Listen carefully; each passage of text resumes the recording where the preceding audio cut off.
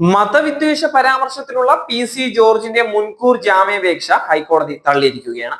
ജാമ്യാപേക്ഷ ഹൈക്കോടതി തള്ളിയതോടെയാണ് നോട്ടീസ് നൽകാൻ പോലീസ് വീട്ടിലെത്തിയത്. നോട്ടീസ് നേരിട്ട് കൈമാറണം എന്നുള്ള ആവശ്യം കുടുംബം അംഗീകരിച്ചില്ല. ജോർജ് വീട്ടിൽ ഇല്ല എന്നുള്ളതാണ് സൂചന. അറസ്റ്റ് ഒഴിവാക്കാൻ രഹസ്യ കേന്ദ്രത്തിലേക്ക് മാറിയെന്നും വിവരമുണ്ട്.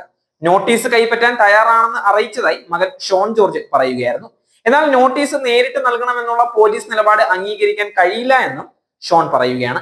ജാമ്യാപേക്ഷ തള്ളിയ ഹൈക്കോടതി ജോർജിനെതിരെ കടുത്ത നിരീക്ഷണങ്ങളാണ് നടത്തിയിട്ടുള്ളത്. ജോർജിനെതിരെ പ്രഥമ ദൃഷ്ട്യാ മതവിദ്വേഷ പരാമർശ കുറ്റം നിലനിൽക്കും. പൊതുമധ്യത്തിൽ മാപ്പ് പറഞ്ഞ കുറ്റകൃത്യത്തെ ലഘൂകരിക്കാനാവില്ല എന്നും നിരീക്ഷണമുണ്ട്. മാപ്പ് പറഞ്ഞതുകൊണ്ട് കുറ്റകൃത്യത്തെ കളയാൻ സാധിക്കുകയില്ല. അങ്ങനെയുള്ള മാപ്പപേക്ഷ അംഗീകരിക്കാനാവില്ല എന്നും ഹൈക്കോടതി നിരീക്ഷിക്കുകയായിരുന്നു.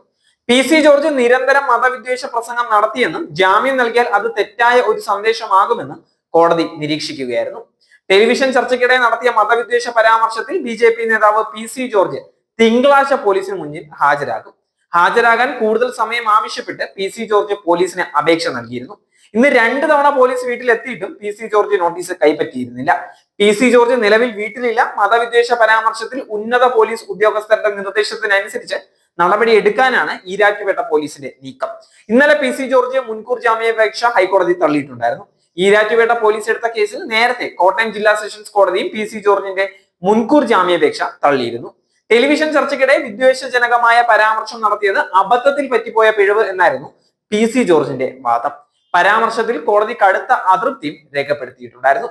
ഇക്കഴിഞ്ഞ ജനുവരി 6-ന് ഒരു ചാനൽ ചർച്ചയിൽ ജോർജ് നടത്തിയ പരാമർശത്തിനെതിരായാണ് ഈരാറ്റുപേട്ട പോലീസ് കേസെടുത്തിരിക്കുന്നത്. മതസ്പർദ്ധ വളർത്തൽ, കലാപാഹ്വാനം തുടങ്ങിയ വകുപ്പുകളാണ് ചുമത്തിയിട്ടുള്ളത്. ഈരാറ്റുപേട്ട യൂത്ത് ലീഗ് മണ്ഡലം കമ്മിറ്റിയാണ് പരാതി നൽകിയിരിക്കുന്നത്. ചർച്ചയ്ക്കിടെ ജോർജ് മുസ്ലിം വിരുദ്ധ പരാമർശങ്ങൾ നടത്തിയെന്നാണ് പരാതി.